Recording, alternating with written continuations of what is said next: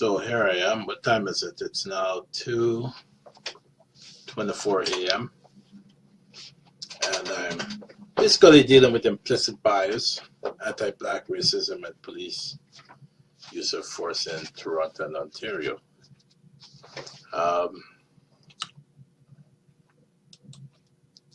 In respect to these issues, I am involved in the local inquest as an intervener for the Black Action Defense Committee.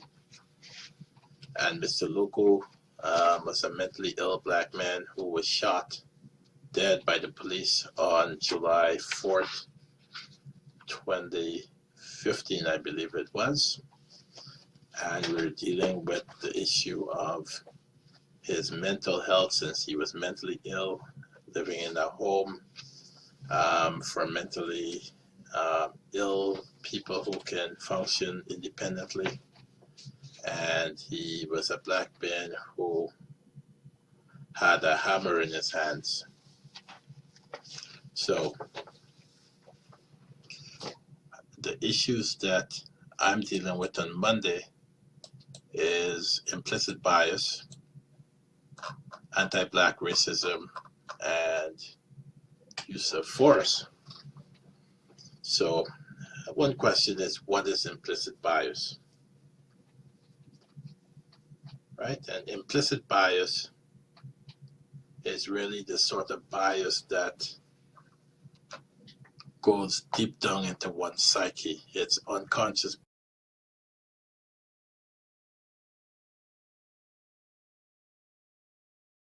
Their conscious mind would not want to exhibit. And then you narrow it down to policing, and you ask yourself, well, how does implicit bias manifest itself in policing? And then you ask, how is implicit bias different from racism?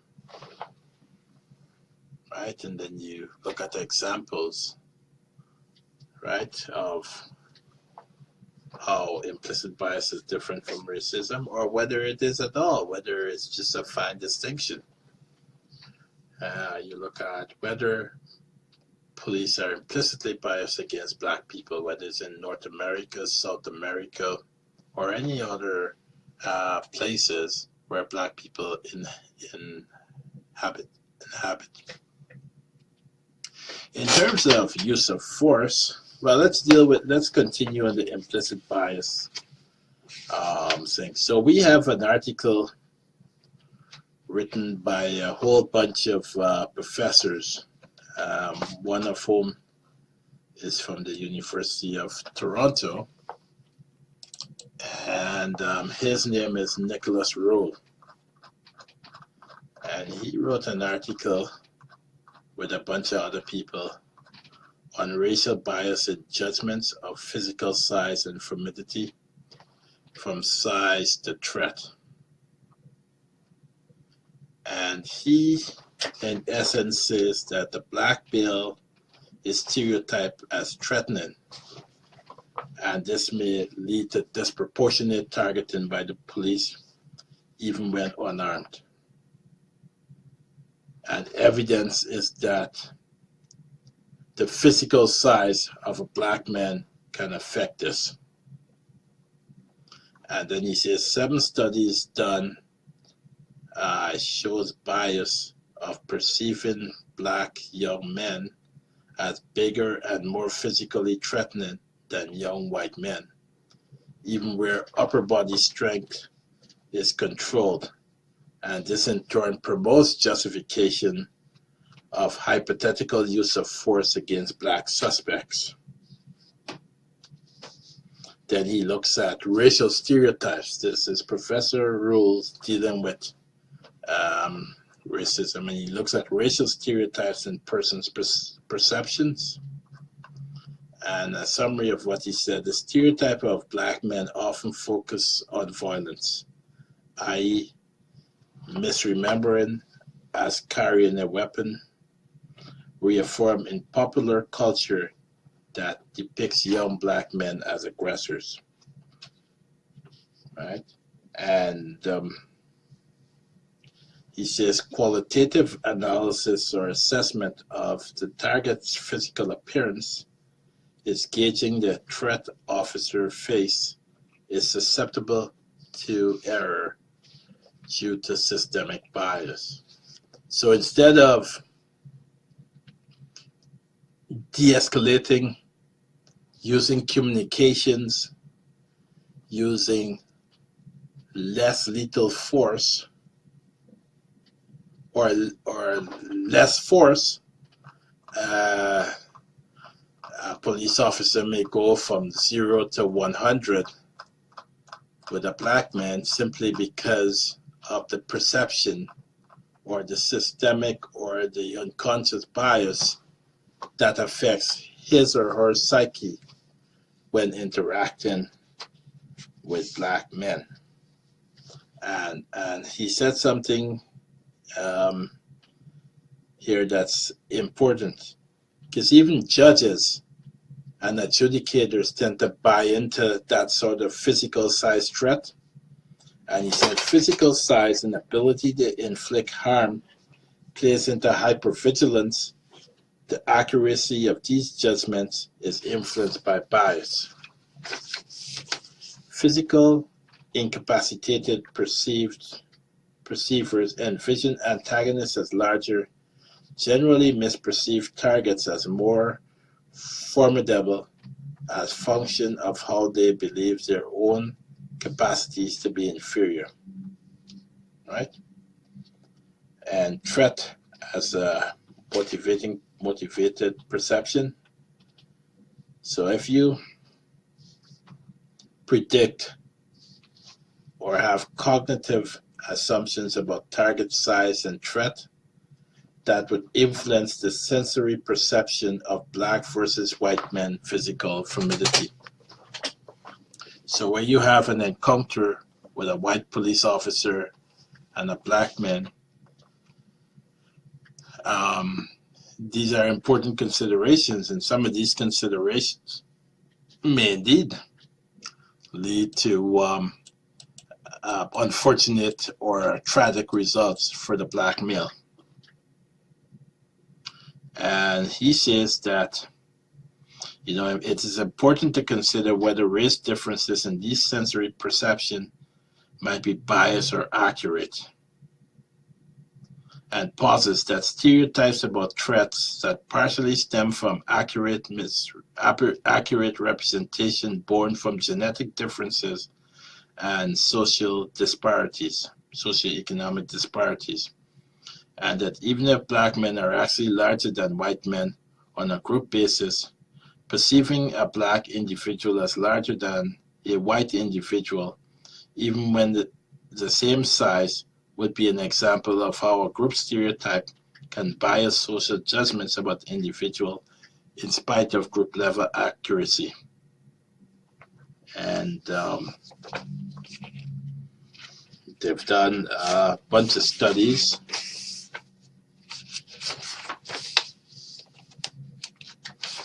And he says that systemic bias in perception of familiarity imposed by black men size perception fed into harm capability perception and justification of the use of force.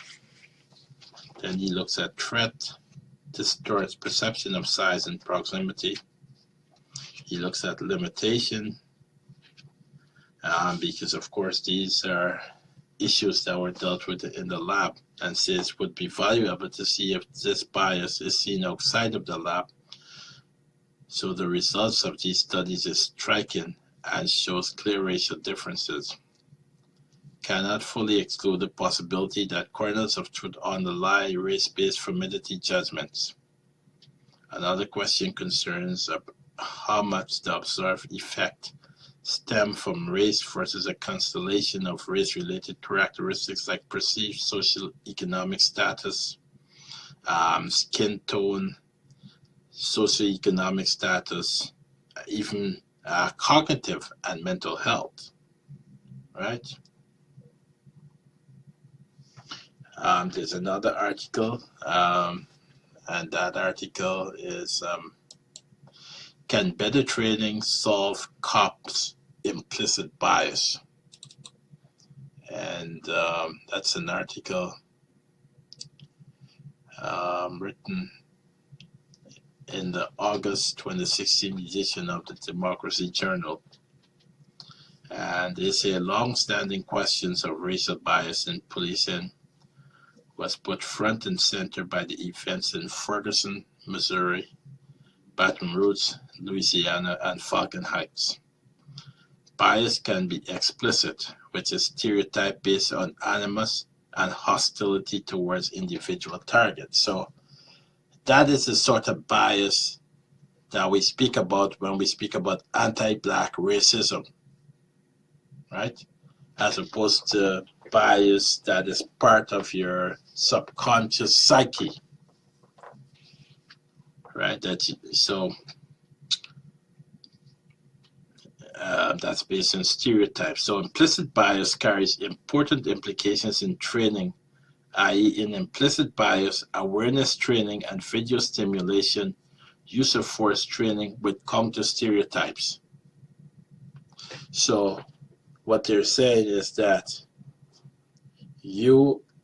one has to totally relearn how to interact with black men or persons with mental illness that one may see as threatening.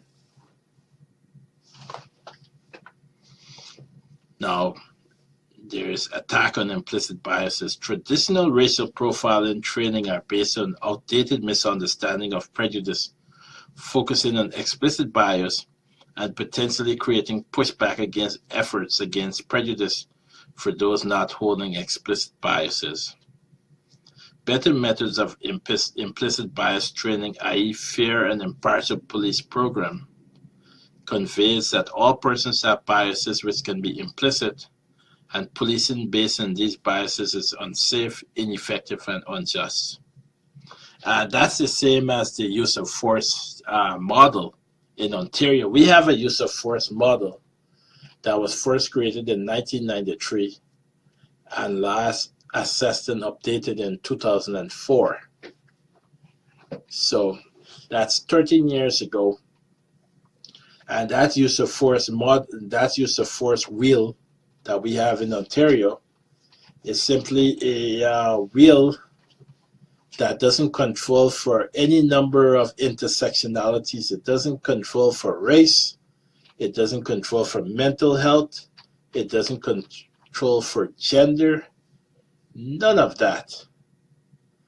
And so you're working from an outdated use of force model and a use of force model that focuses on police drawing their weapons and shooting at the main mass of a person's body or the person's head and shooting until the person drops. That is the sort of stuff that we're dealing with in Ontario, which is totally unsatisfactory. There's another article that we're looking at. It's the implicit bias versus the Ferguson effect. Psychosocial factors impacting officers' decisions to use deadly force. And the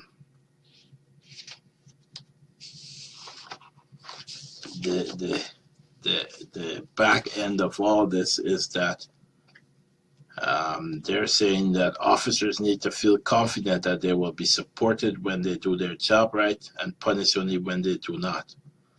While most in policing would agree that the police should be held accountable for their actions, the atmosphere is now that every use of deadly force seems to be presumed unreasonable until proven otherwise. And like it should be. Because the concept of policing was the Robert Peel model. And that's certainly not the model of policing that you find is being used in 2017. You find that you have a model in 2017 where it's not the police are the people and the people are the police.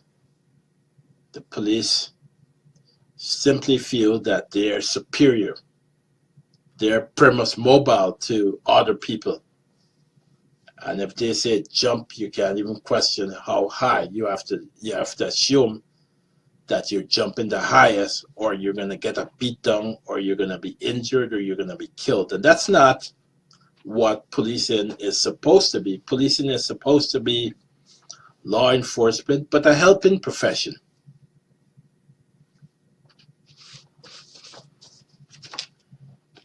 There's another article, Racially Biased in Policing, the law enforcement response to Implicit Black Crime Association. And that's part of the crux of implicit bias. There's a certain Black Crime Association. And they speak about the need to hire a diverse workforce who can police in a race-neutral way, use of training to promote controlled responses, overriding automatic associations. So you can stereotype someone with dreadlocks, for example, because I have dreadlocks, and people have certain stereotypes and certain perceptions of persons with dreadlocks. And so having somebody like me, Selwyn Peters, as a lawyer with dreadlocks, can, assist in the legal profession, judges and lawyers, and sometimes police officers who have perception of racist bias against people with dreadlocks, that they're untrustworthy, that they're criminally minded, that they're drug fiends. Those are the stereotypes that people tend to associate, or drug dealers, with persons. So there's a widely held perception, and that's something we have to confront, that there's an implicit bias towards Black men.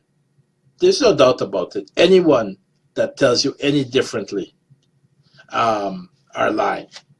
There's an implicit bias towards Black men, and that implicit bias also associates itself with crime. That Black people are untrustworthy, that Black people are up to no good, especially young Black men. And so that implicit bias certainly leads to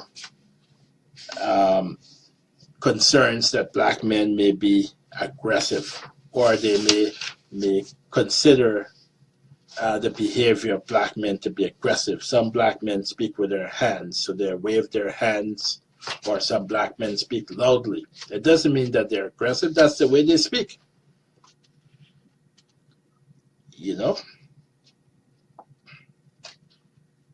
And so you look at the law enforcement response to unconscious racial bias,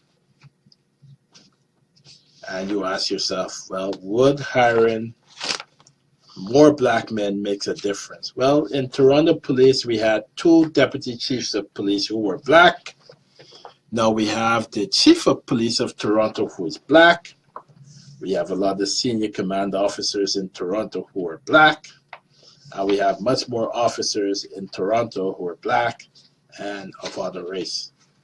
And yet, that doesn't seem to blunt the effect of police killings, right? Mr. Loco had a hammer in his hands. So you deal with a hypothetical situation.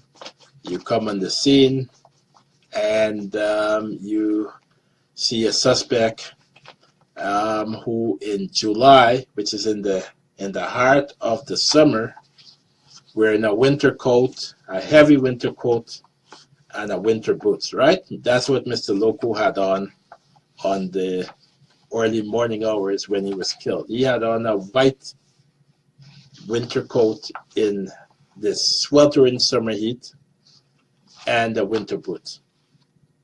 and he had a hammer in his hands that had a yellow handle. And when he was walking, he was bouncing off the walls, and his alcohol level was 240, 3 times the level that is normally required for one to pass a sobriety test. So you want to know in the hypothetical and the actual situations such as that, should the police have, because the police shot and killed them 19 seconds, within 19 seconds after the dispatcher told the person on the phone that the police are on the scene. In less than 19 seconds, 2 shots were fired. And so, you want to know whether or not the police could have approached that situation differently. Because the people that called 911, people were in the hallway. You can see people in and out the hallway interacting with Mr. Loco. And Mr. Loco harmed none of them. He harmed none of them. And yet, so soon after the police appeared on the scene, Mr. Loco died. So, I mean, there's no doubt. Anybody that tells you differently do not want to accept the reality. But there's no doubt that race is a factor in policing, and one has to understand that, and one has to unlearn or unpack the stereotypes that exists about black men and people with disability, with mental disabilities and other cognitive behaviors that may not respond well to police. So if you have a deaf man in crisis, and the deaf man may have a knife in his hands, or the deaf man may have a hammer in his hands, and the police shouting, and the deaf man dropped the weapon. Well, obviously, the deaf man isn't going to hear what the police are saying, right? And the police may shoot him. So you shoot first, and then later on, you realize that you didn't have the information that the man was deaf. Rather than if you try to communicate with a man before you shoot him, then you will find that you needed to find a different way to communicate with that man. It's the same with, even sometimes in the Commonwealth Caribbean, people are steps ahead than these police officers here that people say are so enlightened. So, for example, in Guyana, if the police is warning someone to drop a weapon, or if the police is warning someone to stop a certain action, right? In Guyana, the police and the prison officers, they say, well, this is your final warning. This is your final warning. Comply, drop the weapon, or we will shoot. Comply, drop the weapon, or we will shoot. I saw that myself when the police went in the police and the prison service went in an operation, and I was providing legal advice on the operation. The police gave clear warnings to surrender, to drop the weapon, or they'll shoot, and the suspects complied. The suspects complied with no resistance, and there was no injuries or casualties or tragic circumstances, because they understood clearly that the police were going to use lethal force, and they were not prepared to be the victims of the police use of lethal force, so they complied. In Toronto, our police don't do that, right? They say drop the weapon, whether you hear it or not, it's none of their business. They shoot you if they feel that you didn't comply fast enough. So Those are some of the issues that have me up at 2:49 a.m. But those are important issues because they go to the heart of race. They go to the heart of anti-Black racism. They go to the heart of subconscious bias or subconscious discrimination, which is now a nice name, implicit bias, and how force is used and how Black men are perceived and treated, you know.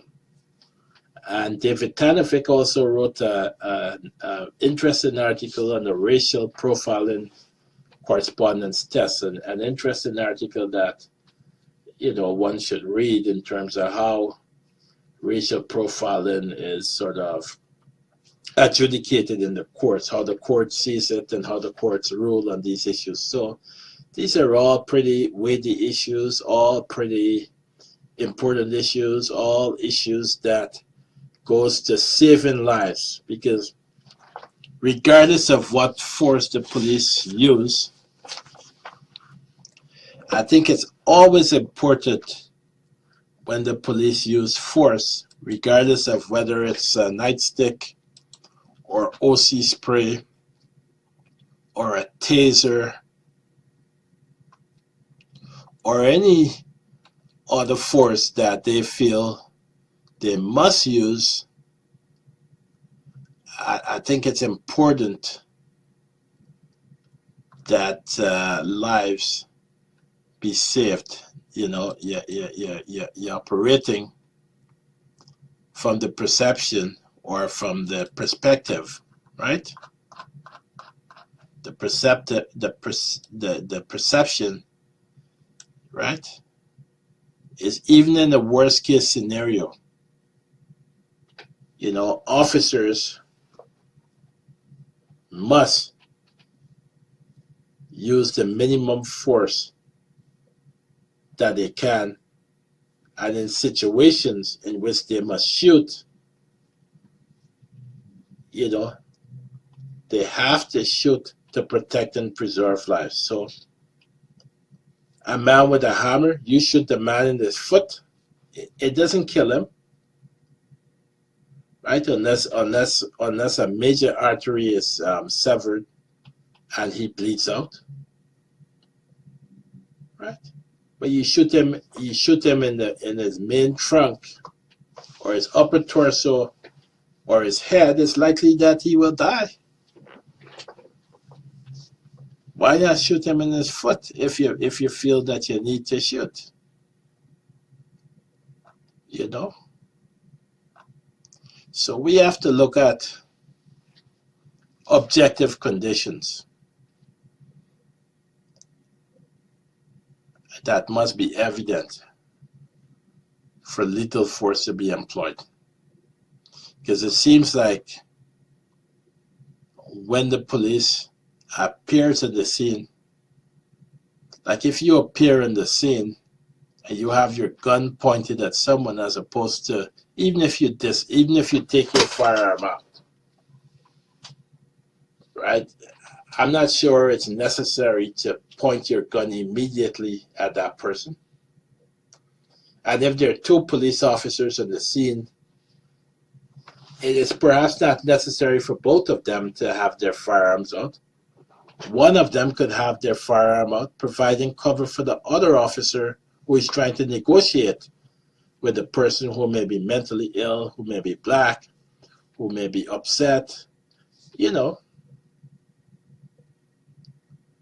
So these are things that should cause the citizens to think, to evaluate, because it's our police service, and we want the police to service in a way that preserves lives and not take lives.